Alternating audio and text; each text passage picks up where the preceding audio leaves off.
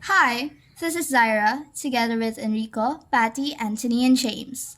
Our group was assigned to report on the topic of Module 16, which is all about inverse trigonometric functions. But before we continue on with the actual topic, let's first have a quick review on trigonometric functions. First, what are trigonometric functions? Trigonometric functions are real functions which relate an angle of a right-angled triangle to two ratios of two lengths.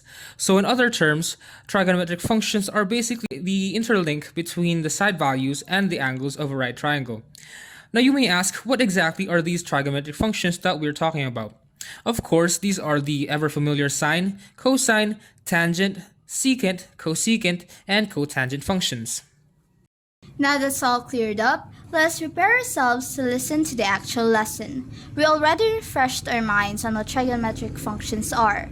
Now, what are inverse trigonometric functions? Inverse trigonometric functions are simply defined as the inverse functions of the basic trigonometric functions, which are sine, cosine, and tangent. So, if the trigonometric functions are the sine, cosine, and tangent, the inverse trigonometric functions are the arcsine, arccosine, and arctangent, which can also be read as inverse of sine or sine inverse, inverse of cosine or cosine inverse, and inverse of tangent or tangent inverse, respectively. Be sure to familiarize yourself with these terms as they are very important in understanding the lesson. When dealing with trigonometric function, there's an input and output value. The input value being is the angle, and the output value being the side of measured angle. Now, when dealing with inverse trigonometric functions, the roles are switched, so the side measurement becomes the input, and the angle becomes the output. To make this easier to understand, with trigonometric functions, you are trying to find the side measurement, and with the inverse trigonometric functions, you are trying to find the angle of the triangle. To allow a more in-depth understanding of this concept, let us take a look at the graphs for us to visualize their differences firsthand. First off, we have here a graph for sine. We have its domain and range, which serves as the restrictions for the graph. The domain is the input or the angle, and the range is the output or the side measurement value. As mentioned earlier, inverse trigonometric functions are the opposite of trigonometric functions. So what happens to the values of x and y is that they switch, as shown here. Not only that, but you may also notice that the domain and range values have also interchanged. And instead of the range having a value of negative infinity and infinity, it now has a value of negative pi over 2 and pi over 2.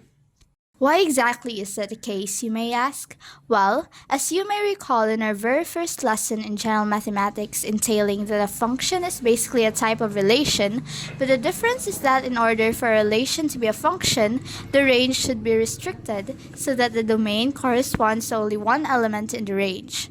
That is the reason why the range has a limited value. The following graphs for cosine, tangent, and their inverted counterparts basically have the same concept as the one we've discussed. Now that we're all charged up, we can now move on to evaluating inverse trigonometric functions. But first, we would like to introduce a fundamental guide that we must familiarize ourselves with when it comes to evaluating inverse trigonometric functions, and that is the unit circle. It is used to define right triangle relationships known as sine, cosine, and tangent. With this, we can use our predefined right triangle relationships to figure out some needed values. So better keep a watchful eye on how we use a unit circle in the following examples. Now let us take a look at this coordinate. As we all know, a coordinate has two parts, which are the domain and range, or the x and y values. For this example, we have 31 and 94. Number 31 is the x-coordinate, and number 94 is the y-coordinate. Keeping that in mind, when evaluating trigonometric functions, be it inverse or not, there are rules and restrictions to follow. For sine, there are three main ones. First, sine's equivalent coordinate value is the y-coordinate. So in this case, the y-coordinate value is 94. Second, the range of sine is equal to negative pi over 2 and pi over 2, which, when converted to degrees, is negative 90 degrees and positive 90 degrees. And lastly, when finding the value of sine, we should only count the ones within quadrants 1 and 4. So if you get a value outside of those quadrants like 2 and 3, That does not count because sine only exists in quadrants 1 and 4. To equip this knowledge, let's try to evaluate inverse trigonometric functions with this example. Here, we have the arc sine of the square root of 3 over 2 is equal to theta. Now, the first step in evaluating an inverse trigonometric function is that we must convert it from an inverse to a trigonometric function. Being the fact that they are opposites, all we need to do to convert them is to reposition the values. So, the equation becomes sine theta is equal to the square root of 3 over 2. For the next step, we are going to make use of the unit circle, wherein we have to try and find the value of the square root of 3 over 2 in the y-coordinates, then list down their corresponding angle. That gives us 60 degrees and 120 degrees. But which one do we use as our answer if we ended up with more than one angle? Well, now this is where we make use of the rules and restrictions that were mentioned earlier. First, let's take a look at 120 degrees. It is located in quadrant 2, and as stated before, when you get an answer outside of quadrants 1 and 4, it gets discarded. So now, let's look at our second option, which is 60 degrees.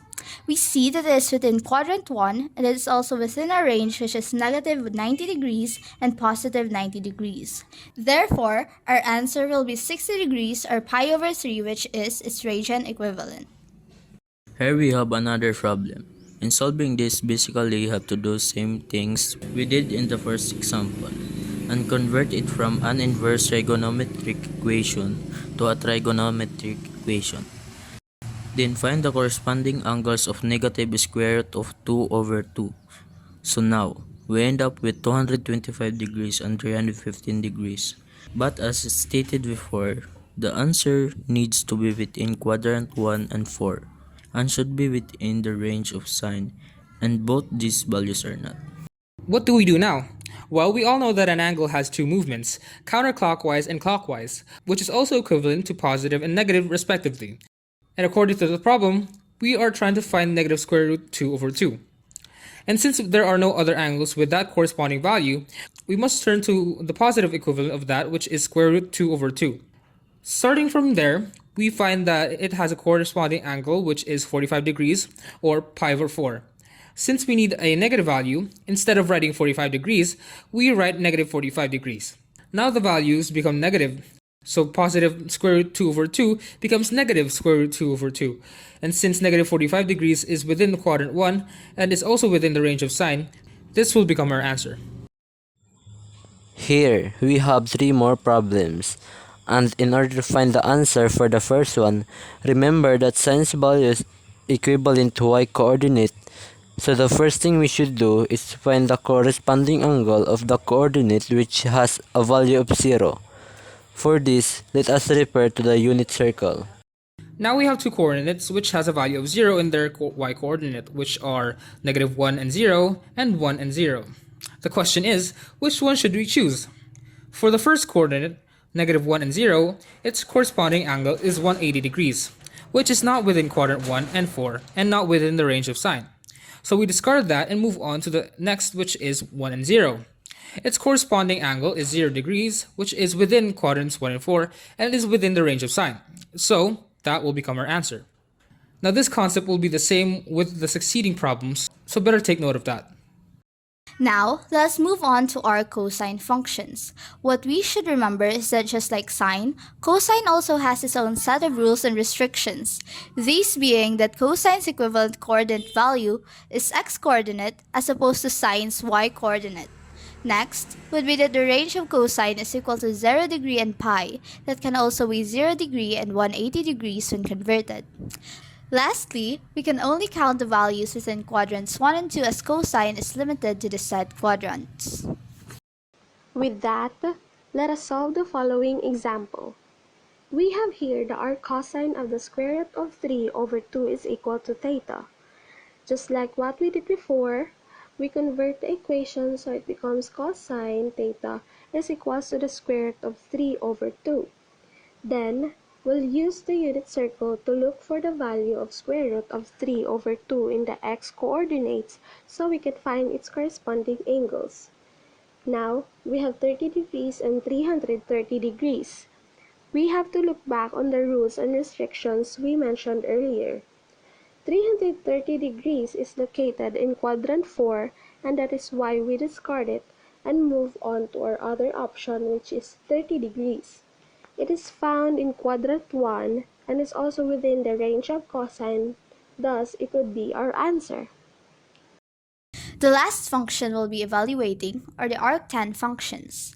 As per usual, they also inhibit a set of restrictions, with its range and quadrants being the same with arcsine functions, but a tangent's equivalent coordinate value is rather unique, wherein its value would be y over x. So, we have here an example where arctangent of 0 is equal to theta. Again, we convert it to a trigonometric function.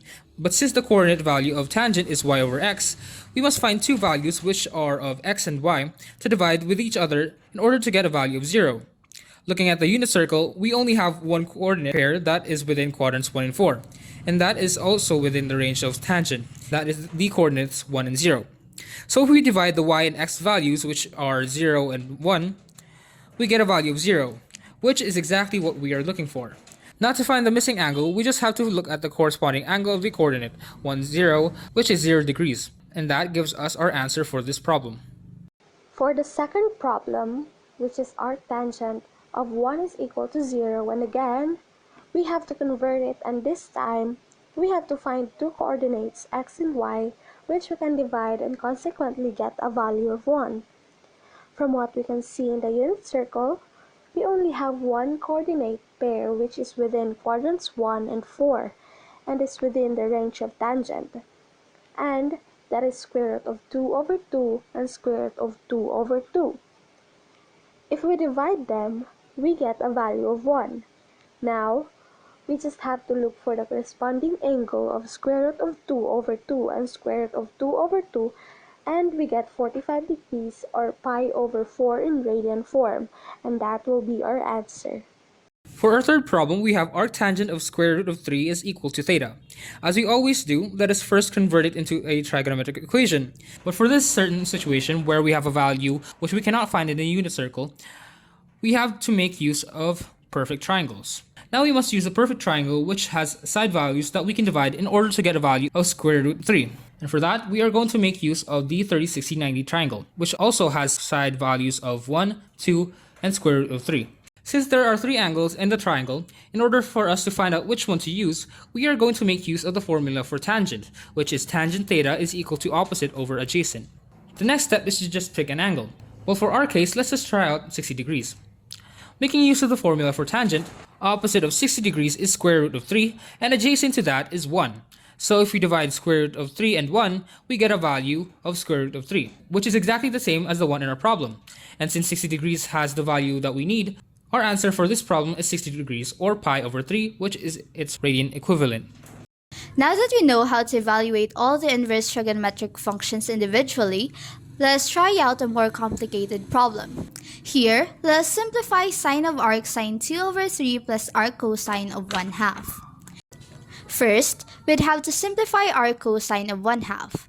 Taking what we discussed earlier into consideration, arc cosine of 1/2 is equal to pi over 3. So after simplifying that value, let's substitute it into our equation. Now, we have a value of sine of arcsine 2 over 3 plus pi over 3. And since we are adding two values within a trigonometric function, we're going to make use of what we call sine sum identity. But what is sine sum identity, you may ask?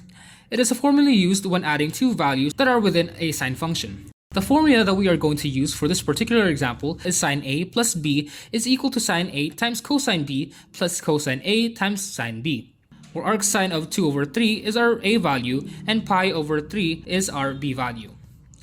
After this, it is only a matter of substituting the values and further simplifying it. So our equation becomes sine of arcsine 2 over 3 times cosine of pi over 3 plus cosine of arcsine 2 over 3 times sine of pi over 3. Then we simplify sine of arcsine 2 over 3, and since sine and arcsine can be considered as positive and negative because they are basically the inverse of each other, we can just cancel them out and bring down 2 over 3. Moving on to cosine pi over 3, using what we learned, that will become 1 over 2. Then we bring down cosine of arcsine 2 over 3. Next, we simplify sine of pi over 3, and that will give us the square root of 3 over 2. Here we multiply 2 over 3 and 1/2, so that becomes 1 over 3. After that, we group the like signs together, and in order to simplify a cosine of arcsine 2 over 3, we are going to have to make use of what we call the Pythagorean identities. The Pythagorean identities are a set of formulas that are derived from the Pythagorean theorem. There are 3 of these, but for this example, we are going to make use of sine squared theta plus cosine squared theta is equal to 1. Since we are looking for the value of cosine, we must first transpose the sine squared theta to the other side of the equation, so now we have cosine squared theta is equal to 1 minus sine squared theta. For the next step, we will have to substitute the values and simplify. So we substitute the values of sine squared theta, which is 2 over 3. Then in simplifying it even further, we get 1 minus 4 over 9, which is equal to 5 over 9. And in order to get rid of square on cosine, we have to find the square root of both sides, and that leaves us with cosine theta is equal to the square root of 5 over 3. Now going back to our original problem, since we have the value of cosine of arcsine 2 over 3, we just have to substitute the values onto the equation. So we are left with 1 over 3 plus the square root of 3 over 2 times the square root of 5 over 3. In simplifying that, we get 1 over 3 plus the square root of 15 over 6, which will give us the answer of 2 plus the square root of 15 over 6. That wraps up our discussion on inverse trigonometric functions. We hope the concept was made clear on this video lesson. This has been Zaira from Module 16 Group of Callisto, now signing off.